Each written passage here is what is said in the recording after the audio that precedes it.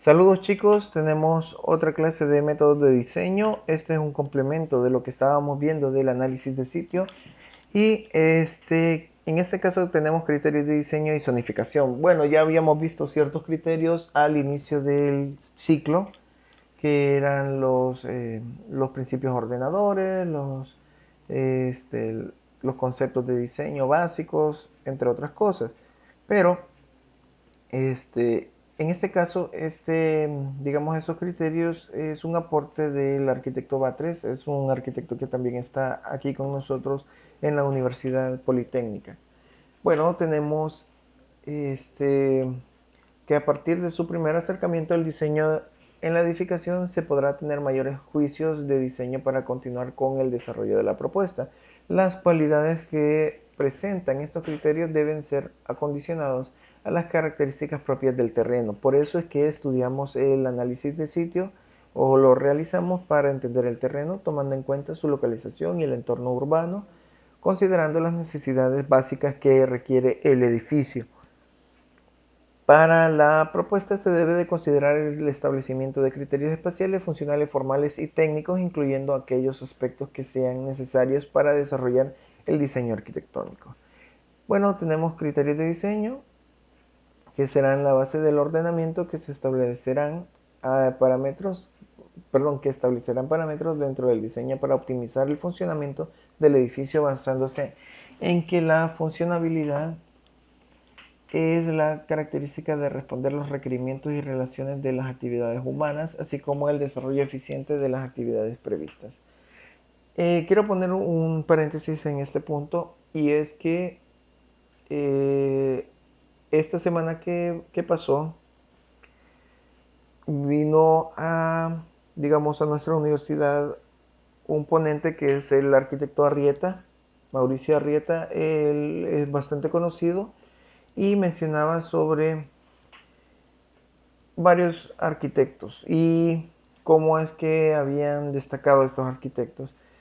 En sí, digamos en resumen, considero yo que él debe poner en tela de juicio de que, aunque bien hay unos que se van más por la forma antes que la función y otros que nos vamos más por la función antes que la forma, ambos, ambos elementos tienen que estar equilibrados. Nosotros como arquitectos tal vez nos abocamos más a uno de los dos puntos, pero así simplemente nosotros tenemos que buscar la manera de equilibrar las dos cosas. No solo podemos hacer una construcción solo porque sí, sin considerar la arquitectura. O sea, la belleza es parte también dentro de los criterios a manejar, además de otra multiplicidad de elementos que tenemos que utilizar, como elementos bioclimáticos, consideraciones espaciales, de medidas en cuanto a relación áurea, conceptos visuales, puntos visuales, tantas cosas. Entonces, eso va a ser un trabajo que tal vez para los primerizos no sea tan fácil, pero tenemos que ir trabajando eso. Tal vez en este primer ciclo para los nuevos no les va a ser tan fácil hacer el trabajo en conjunto en cuanto a forma y función, pero media vez vayan trabajando cada vez más, se les va a hacer cada vez más fácil poder hacer el desarrollo de un proyecto con esos dos elementos sopesando, además de la técnica que sería, bueno, eso es el triángulo, forma, función, técnica, de cómo construir el elemento que se está pensando diseñar. Bueno, además, ahora vamos con la siguiente parte, se debe considerar los diversos servicios que en su conjunto responderán al funcionamiento del edificio. Estos se convertirán en elementos claves para la ubicación de las diferentes áreas, donde la propuesta arquitectónica deberá mostrar el funcionamiento óptimo de forma general para sus diferentes usuarios. Bueno, tenemos los criterios de diseño, que son criterios espaciales, funcionales, formales y tecnológicos. Entre los criterios espaciales tenemos El sistema de acceso al interior del edificio deberá permitir y establecer el mayor control de la circulación, ordenamiento del recorrido de los diferentes usuarios. O sea, la circulación interna es algo bien importante que debemos de establecer como un criterio. El visitante deberá comunicarse con el área vestibular de manera directa. Estas características pueden aplicarse al sistema de acceso al edificio y su relación con otras áreas que requieran esta condición. Debe considerarse la colocación de rampas y otros tipos de accesos considerando la visita de las personas discapacitadas y de adultos mayores. Estos sistemas de circulación deben ser incombustibles, antideslizantes, entre otras cosas. Seguimos con los criterios espaciales y el criterio de flexibilidad, que se refiere a la capacidad o cualidad del espacio para adaptarse a diferentes funciones, pudiendo ser subdividido para realizar diferentes actividades simultáneamente. En el diseño de anteproyecto ya se buscará un máximo aprovechamiento de las distintas áreas que comprenderá el edificio, ya que éstas deberán presentar mayor flexibilidad con respecto a su funcionamiento, y la circulación de los diferentes usuarios deberá tener un recorrido definido y tendrán los anchos mínimos permitidos según el tipo de usuario que circula por ellas. Esto para evitar el cruce de circulaciones y de los posibles accidentes. Deben de existir salidas de emergencia que cumplan con las dimensiones requeridas. Todas las puertas de acceso principales deben de abatir hacia afuera. Se podrá aislar el edificio y ser un vínculo visual de alto atractivo para su apreciación. El sistema constructivo a tomarse en cuenta para la propuesta de las cubiertas a utilizar en los pasillos deberá ser, en lo posible, ser compatible con el sistema constructivo a proponer en las nuevas edificaciones. ¿A qué me refiero con esto último? Esto es que en algunos casos se distribuye primero en planta y al final, cuando nosotros queremos colocarle un techo, nosotros optamos por una losa porque no estamos pensando al mismo tiempo que la construcción del techo. El techo es también un atractivo visual de la edificación. Entonces, desde las alturas también tiene que verse atractivo el diseño de los techos, que se vea que es arquitectónico, no solo un planchón de concreto, sino que algo que tenga una, digamos, una belleza a apreciarse. Ahora, criterios de accesibilidad, que el acceso vehicular se realizará por la vía que facilite la llegada al sitio y poder acceder al terreno. El acceso peatonal debe ser visible, el que estará ubicado en el sector sur del terreno y considerado como acceso principal. Los accesos peatonales como vehiculares serán independientes para evitar accidentes, o sea que no consideremos el portón donde entra el carro como un acceso peatonal. No sé si se han fijado en que hay colonias en donde está cerrado y hay un acceso peatonal y el vigilante le dice, no, allá es la puerta de acceso peatonal o por aquella puerta puede acceder usted. No, pero mire, yo puedo entrar aquí. Sí, pero el concepto real que nosotros tenemos que mantener y por algo nosotros estamos buscando ser profesionales y entregar un buen diseño es porque nosotros también delineamos el uso y cómo tienen que ser el criterio de acceso entre las personas. Si se tiene un vehículo, pues un acceso vehicular. Si no se posee un vehículo, pues el acceso peatonal está disponible y no corremos riesgo, que es parte de lo más importante. El estacionamiento deberá proveer el acceso directo a la vía de circulación. Características topográficas que se requiere, requiere de respetar y aprovechar su topografía integrándola como un elemento de diseño. Esto permitirá armonizar los ambientes en los espacios abiertos que servirán a su vez como elementos de protección o restricción para no acceder a las áreas vedadas existentes en algunos de los sectores del terreno.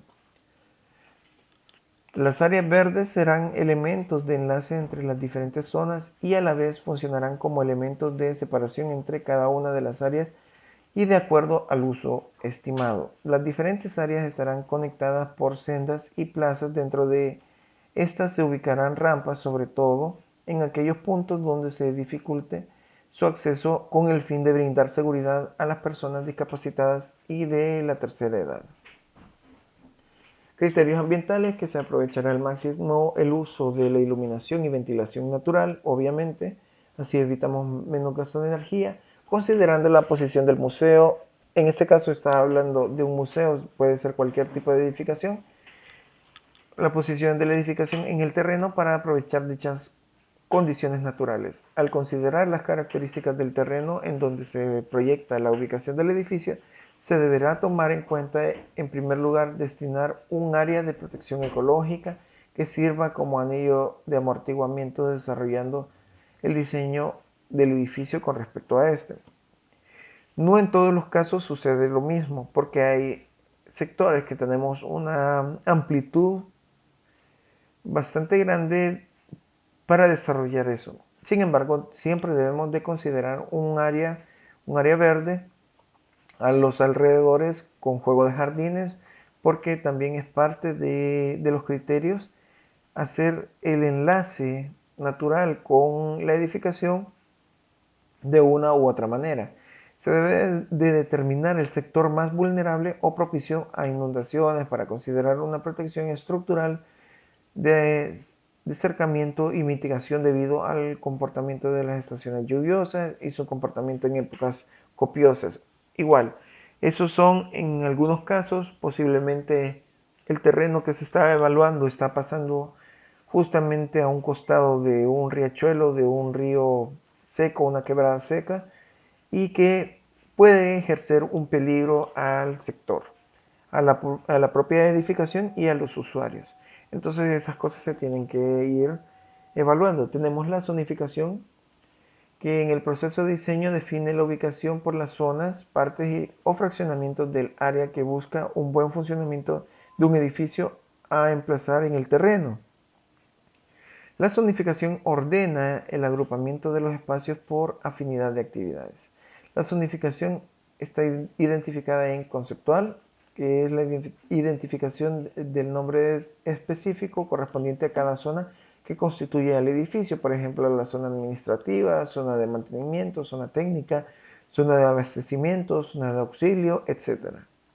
Nosotros ya las hemos separado en el programa arquitectónico, pero igual, siempre cabe el hecho de que nosotros tenemos un evaluado, un metraje cuadrado con respecto a las diferentes zonas que vamos a utilizar, y con ello vamos a poder distribuir correctamente los puntos. Bueno, tenemos también de parte del terreno eh, indicar la ubicación o lugar preciso de cada zona dentro del mismo, y mediante una descripción de criterios. También para su ubicación se utilizarán formas arbitrarias, colores y otras nomenclaturas que sirvan para la identificación de cada zona. En cuanto a lo arquitectónico, indica por su nombre a cada zona dentro del terreno, además de que refleja el área en metros cuadrados que demanda cada zona. Se puede representar a través de las formas o colores arbitrarios sin que esta sea la definitiva. Es lo que estábamos viendo en el video anterior al final, que tenemos una zonificación volumétrica y cada elemento tenía un propio color. Para eso nos sirve. También una formal que indica la forma definitiva, entre comillas definitiva, porque aún así podemos ir cambiando, que representará a cada una de las zonas y por consiguiente es la que se identificará en el diseño volumétrico y que se adecua a la forma del terreno. En el proceso de diseño define la ubicación de las zonas, partes o fraccionamientos de área que busca el buen funcionamiento de un edificio a emplazar en el terreno. La zonificación ordena el agrupamiento de los espacios por afinidad de actividades. La zonificación está identificada en zonificación conceptual, en el terreno, ya sea arquitectónica o formal. Tenemos la conceptual, que es la identificación del nombre específico correspondiente a cada zona que constituye el edificio, por ejemplo, la zona administrativa. y según sean las características del edificio a diseñar. Zonificación del terreno indica la ubicación o lugar preciso de cada zona dentro del terreno establecida mediante el establecimiento de criterios para su ubicación y se utilizan formas arbitrarias, colores u otra nomenclatura que sirva para la identificación del mismo. Tenemos la zonificación arquitectónica que ubica por su nombre cada zona dentro del terreno, además indica el área, como les mencionaba, en metros cuadrados, que demanda cada zona, se representa por formas y la formal, que digamos el uso de los triángulos, de los círculos, de los cilindros, de los paralelepípedos de formas irregulares o compuestas, que es lo que hace en definitiva representar a cada zona. Es la que se identificará en el diseño volumétrico, que es la expresión final del concepto de diseño. Como parte del proceso de diseño es necesario zonificar para agrupaciones espaciales. El fin es identificar dónde se ubicará cada zona previo al establecimiento de criterios que definirá la proximidad, accesibilidad de relación, privacidad, impacto visual, seguridad, franqueza, otros aspectos de valoración para el propio diseño.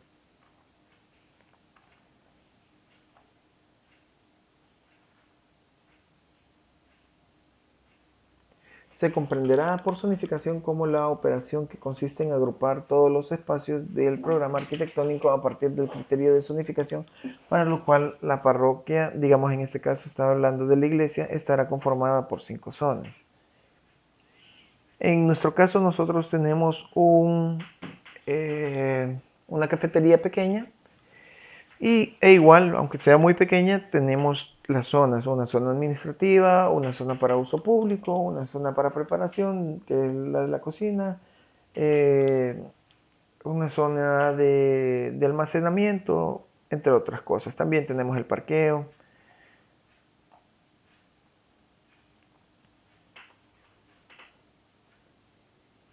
Tenemos la definición de la mejor ubicación de las zonas, área propuesta arquitectónica, ya sea de una edificación, lo que sea, se formará por medio de criterios básicos. Los criterios pueden ser accesibilidad, topografía, consideraciones ambientales, relaciones de zona.